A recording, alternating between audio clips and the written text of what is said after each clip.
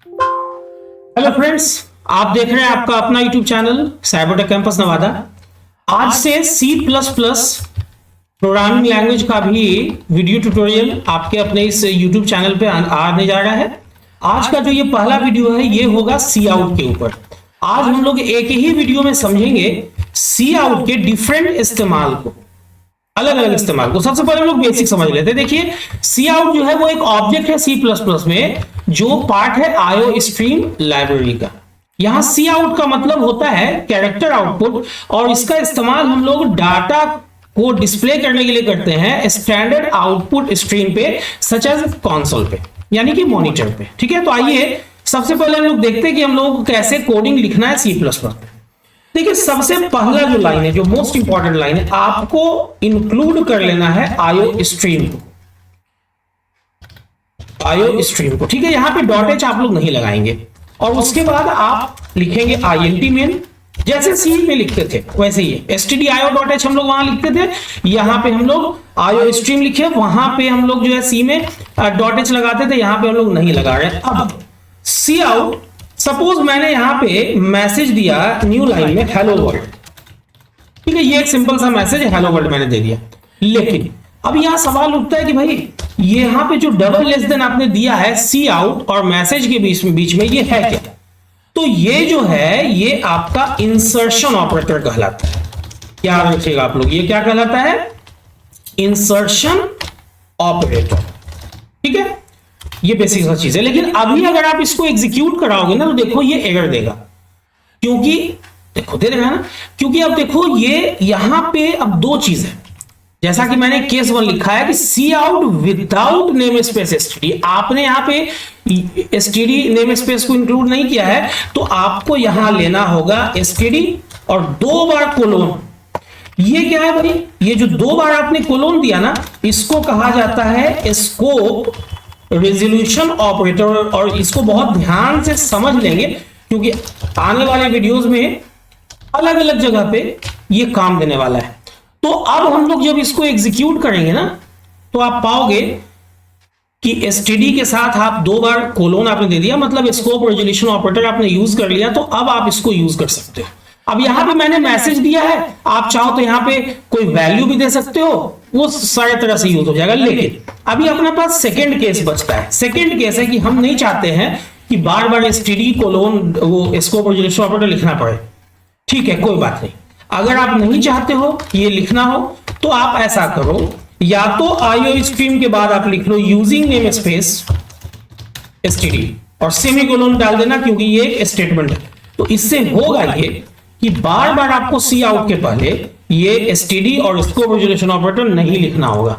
अभी आप इसको कंपाइल एंड रन करो तो आप पाओगे कि बिना एसटीडी स्कोप रेजोल्यूशन ऑपरेटर दिए हुए भी ये पर्टिकुलर मैसेज, जो कि मेरे केस में यहां पे फिलहाल हेलो वर्ल्ड है, वो प्रिंट हो चुका है। इस लाइन को आप चाहो ना तो आईओ स्ट्रीम के पहले भी दे सकते हो। ठीक है, यहां पे अब ध्यान देना, मैं चाहता हूं कि सबसे पहले सपोज 10 प्रिंट हो, उसके बाद एक लाइन चेंज हो जाए। तो लाइन चेंज करने के लिए आप चाहो तो ENDL भी दे सकते हो, है ना?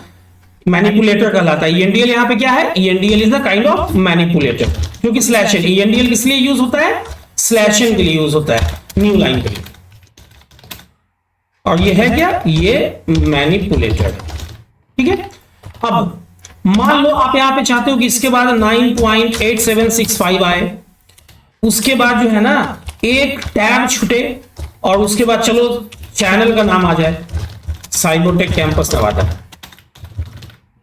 उसके बाद सेमीकोलन मैंने दे दिया। अभी आप देखो इसको कंपाइल एंड रन करके, तो फर्स्ट लाइन में आप देखो यहां using namespace STD semicolon मैंने दिया है C out 10 ENDL /T Cybertech campus Nawada. यहां देखो साइबरटेक कैंपस नवादा को आपको डबल कोटेशन में देना होगा क्योंकि टेक्स्ट है ना। अभी आप देखो इसको, तो ये पहले लाइन में क्या दे देगा? 10 दे देगा। सेकेंड लाइन में 9.8765 देख लो, और उसी लाइन में एक टैब छोड़ के ये साइबरटेक कैंपस नवादा इसने दे दिया। ठीक है, लेकिन आप चाहते हो, अभी बहुत ध्यान से ये समझना ये चीज, ये तो आपने यहां पे देख लिया कि ऊपर मैंने नेम स्पेस एसटीडी भी दे दिया। ये चलो इनपुट आउटपुट। अब देखो मैनिपुलेशन कैसे होता है, ध्यान देना। अगर मैं यहां लिखता हूं सी आउट, एक नए लाइन में आप 9.8 4 5 6 7 8 ऐसा कुछ आप प्रिंट करो, तो जैसा आपने दिया है हूबहू 6 डिजिट तक वैसा ही प्रिंट हो जाएगा। देखना, अब देखो यहां पे एग्जैक्टली वही प्रिंट हुआ 9.845678 लगभग। लेकिन आप यहां चाहते हो ना कि मैं यहां पे सेट प्रिसीजन, इसको बहुत ध्यान से आप लोग समझें, 2 डिजिट का मैं प्रिसीजन सेट कर लूं, ठीक है। ये बिटवीन आउटपुट ही आपको ऐसे यूज करना है। लेकिन अभी आप इसको एग्जीक्यूट करोगे ना तो ये एग्जीक्यूट नहीं होगा, क्योंकि सेट प्रिसीजन कहां डिफाइंड है, तो ये डिफाइंड है आयो मैनिप के अंदर, इनपुट आउटपुट मैनिपुलेशन के अंदर, ठीक है। अभी आप इसको सिर्फ इंक्लूड कर लिया आपने इस पर्टिकुलर लाइब्रेरी को, आयो मैनिप को, तो अब देखो ये 2 डेसिमल प्लेसेस तक आपके दिए गए कांस्टेंट वैल्यू को दिखा रहा है 9.8 तक, है ना। लेकिन अब देखो सपोज कि ये मैं चाहता हूं कि ये 2 नहीं ये 3 तक दिखाए। इसको बहुत ध्यान से समझना, थोड़ा मामला यहां पे क्रिटिकल होगा। देखो 3 डिजिट मैंने यहां पे क्या दिया कि 3 डिजिट में आप दिखाओ, तो 9.84 आना चाहिए। अब देखो 9.85 आ रहा है, ऐसा क्यों हो रहा है? एक्चुअली इसने देखा कि 3 डिजिट तक दिखाना है, तो इस केस में 9 तो पहला डिजिट हो गया ना, पॉइंट के बाद 2 डिजिट ये उठा रहा है 8 और 4, लेकिन तीसरा डिजिट क्या है, वो 5 है। 5 या उससे ज्यादा, 6 भी होता है ना वहां पे 5 की जगह पे, या 7 या 8 या 9, तो ये यही आउटपुट देता। लेकिन अगर आप ये थर्ड डिजिट को जो कि 5 है, अगर आप इसको 5 से कम कर लेते हो, 4 3 2 1 0 कुछ भी कर लेते हो, तो अब ये राउंडिंग नहीं करेगा, राउंड अप नहीं करेगा, एक्चुअली वैल्यू को बढ़ाएगा नहीं। तो अभी ये क्या दे देगा 9.844, ठीक है। देखो 84 इसने दे दिया, 3 डिजिट में आपने कहा था ना, तो 9.84 दे दिया, एक से ये नहीं बढ़ा। तो ये आप ऐसे सी आउट को यूज कर सकते हो इनपुट आउटपुट मैनिपुलेशन के लिए भी। यहां पे हम लोग ये क्या यूज कर रहे हैं, ये कांस्टेंट ही तो है जो वैल्यू हम लोग यूज कर रहे हैं, तो सी आउट विद कांस्टेंट भी हो गया। अब आप चाहते हो कि मैं एक वेरिएबल मैंने डिफाइन किया, मान लो 100, चलो आईएनटी टाइप, एक फ्लोट भी मैंने डिफाइन किया जिसमें मैंने रखा 9.8765, और इसी ढंग से आप मल्टीपल वेरिएबल भी यूज कर सकते हो, ठीक है। तो अब आप चाहते हो कि डिस्प्ले क्या होना है भाई, सबसे पहले ए का वैल्यू डिस्प्ले हो जाए, उसके बाद लाइन चेंज हो, लाइन चेंज होने के बाद बी का वैल्यू डिस्प्ले हो जाए। देखो 2 बार आपने ऐसे ही, आप ऐसे भी यूज कर सकते हो इंसर्शन ऑपरेटर को। फिर चलो इस बार मैसेज हम लोगों को देना है डबल कोटेशन के अंदर, लाइन चेंज हो जाए, और चलो यहां पे साइबरटेक कैंपस नवादा चैनल का नाम ही आ जाए। तो अब अगर आप इसको एग्जीक्यूट कराते हो ना, तो सबसे पहली लाइन में ए का वैल्यू जो कि 100 यहां पे मैंने रखा है वो आएगा। अभी तो मैं ही रख रहा हूं, मैं इनपुट नहीं ले रहा हूं अभी फिलहाल। और उसके बाद देखो एक लाइन चेंज हो गया 9.8765 आ गया, फिर एक लाइन चेंज हो गया साइबरटेक कैंपस नवादा आ गया। अगर यहां पे आप चाहते हो ना कि नहीं 2 लाइन चेंज हो, फिर 2 टैब भी चेंज हो जाए, तो आप ऐसे उस हिसाब से नंबर ऑफ /n और नंबर ऑफ /t बढ़ा दो, जहां पे भी आपको यूज करना है। सी के अगर आप लोगों ने सी किया होगा तो ये चीज तो आप लोगों को पता ही होगा। देखो उसी हिसाब से आउटपुट चला रहा है, ठीक है। तो ये तो हो गया। अब देखो एक्सप्रेशन के साथ भी आप यूज कर सकते हो। जैसे मैं यहां लिखता हूं कि भाई न्यू लाइन में a प्लस बी इक्वल्स, ये तो मेरा मैसेज हो गया, और यहां पे मैं a प्लस बी डाल सकता हूं। या आप ऐसे भी कर सकते हो, a प्लस बी के जगह पे आप यहीं पे फिक्स वैल्यू डाल दो कि भाई मुझे जोड़ना है 56 को इसके साथ 23.56 के साथ, तो यहां पे 56 डाल दो और यहां पे आप डाल दो 23.56।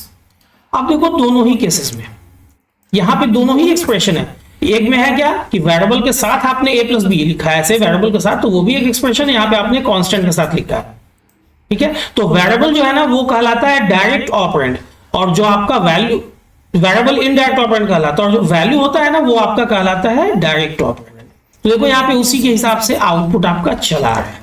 अब लास्ट केस बहुत ध्यान से देखेंगे, सी आउट विथ स्पेशल कैरेक्टर। जैसे आपको कहा जाता है कि भाई आपने लैंग्वेज सीखा है ना, तो हाँ आप स्लैश को प्रिंट करो, तो 2 बार स्लैश आप डाल दो, सिंपल है। ठीक है, आप जो है नेक्स्ट लाइन में, नेक्स्ट लाइन मतलब कि स्लैश है, क्या प्रिंट करो, तो 1 बार %, तो स्लैश के बाद 1 बार % दे दो। ऐसे ही आपको यूज करना है, जो भी स्पेशल कैरेक्टर है आप स्लैश के साथ शुरू करो, बैकवर्ड स्लैश के साथ। देखो आउटपुट, बैकवर्ड स्लैश के साथ जो भी चीज हम लोग लिखते हैं ना, that is called escape sequence. देखो यहाँ पे पहले लाइन में क्या आया, 2 बार मैंने स्लैश दिया था तो 1 स्लैश आया, दूसरे लाइन में 1 स्लैश के बाद मैंने % दिया था, देखो % आ रहा है। तो इस ढंग से आज की इस वीडियो में, जो कि C++ प्रोग्रामिंग लैंग्वेज का पहला वीडियो था, हम लोगों ने सीखा सी आउट के बारे में। उम्मीद करता हूं आप लोग भी अब बहुत आसानी से सी आउट को C++ में यूज कर सकोगे। उम्मीद करता हूं सी आउट के बारे में आप लोगों का कॉन्सेप्ट क्लियर हुआ होगा। अगर वीडियो आप लोगों को अच्छी लगी हो तो वीडियो को लाइक और शेयर करना ना भूलें। अगर अभी तक आप लोगों ने चैनल को सब्सक्राइब नहीं किया है और इस तरह के वीडियोस में इंटरेस्ट रखते हैं, तो चैनल को सब्सक्राइब कर दें, बेल बटन को हिट कर दें, ताकि जो भी वीडियो मैं अपलोड करूं उसका नोटिफिकेशन सबसे पहले आप लोगों तक पहुंचे और वीडियो मिस ना हो। वीडियो के अंत तक बने रहने के लिए आप लोगों का बहुत बहुत धन्यवाद, शुक्रिया, थैंक्स अ लॉट।